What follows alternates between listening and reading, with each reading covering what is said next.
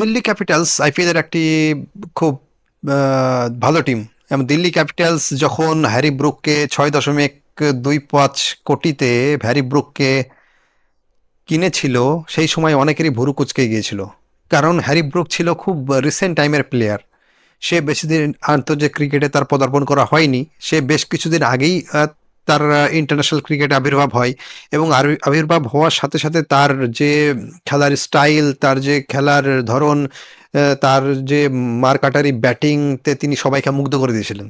এবং সেই ব্যাটিং দেখে স্বভাবতই আইপিএলের যারা টিমের ওনার, তারাও হয়তো হ্যারি ব্রুককে দেখেই যথেষ্ট উৎসাহী ছিলেন তাকে কেনার জন্যে। এবং সেই জন্যেই দিল্লি ক্যাপিটালস তাকে শেষ পর্যন্ত 6.25 কোটিতে কিনে নিয়েছিল, তাকে পুরো সিজনের জন্যে। কিন্তু বাগড়া বাঁধে হ্যারি ব্রুকের একটি সিদ্ধান্তে। সেটা হলো 2-3 দিন আগেই হ্যারি ব্রুক তিনি জানিয়ে দিয়েছেন যে আইপিএলে আর খেলছেন না। তিনি তার ব্যক্তিগত কারণ দেখিয়েছেন এবং এই ব্যক্তিগত কারণের জন্য তিনি আইপিএল থেকে সরে দাঁড়িয়েছেন।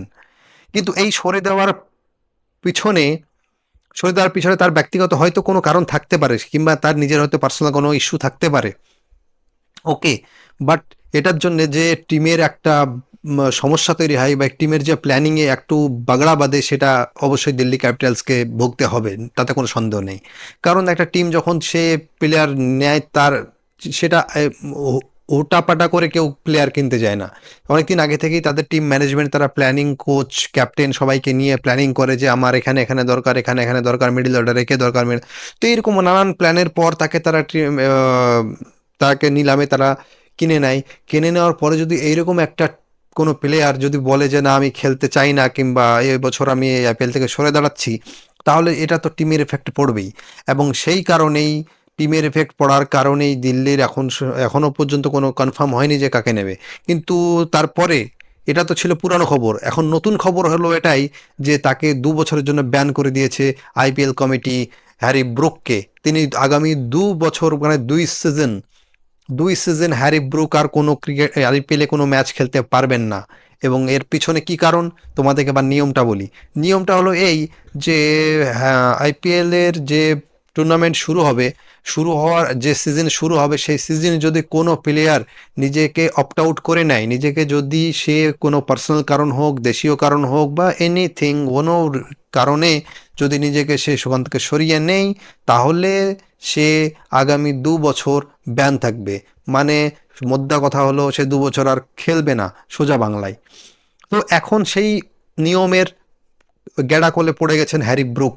হ্যারি ব্রুক যেহেতু তিনি নিজে থেকে সরিয়ে দাঁড়িয়েছেন, তারপরেই তার উপরে 2 বছরের জন্য ব্যান চলে এসছে। এখন তিনি আগামী 2 বছর তিনি কোনো রকমের আইপিএলে আর অংশগ্রহণ করতে পারবে না। তো এটা ইংল্যান্ড ক্রিকেট বোর্ড এবং হ্যারি ব্রুক কীভাবে নেবে, সেটাও একটু দেখার বিষয় আছে।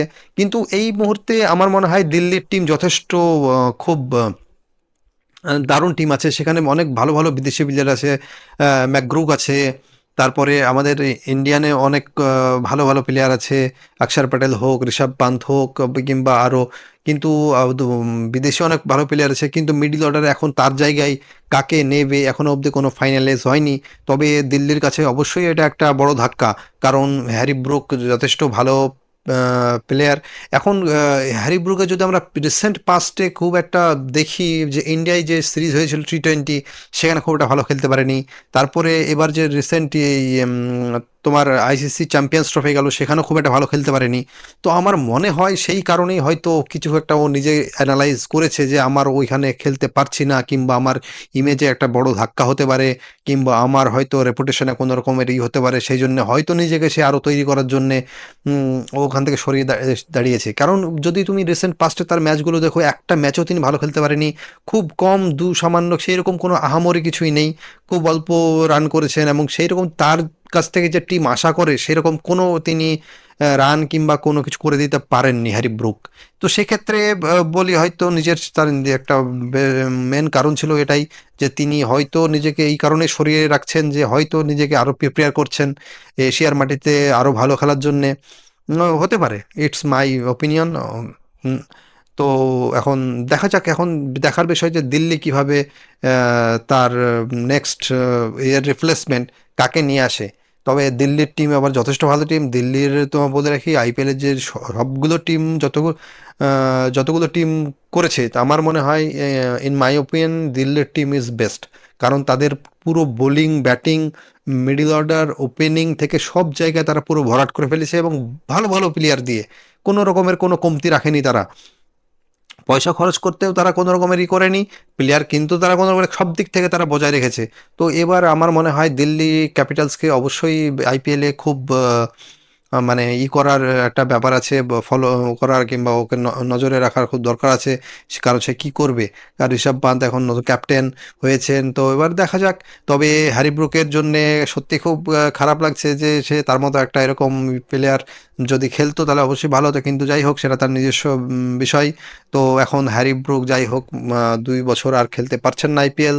তো এটা আমার মনে হয় হ্যারি ব্রুকের জন্য খুব লসই হলো এক কথায়।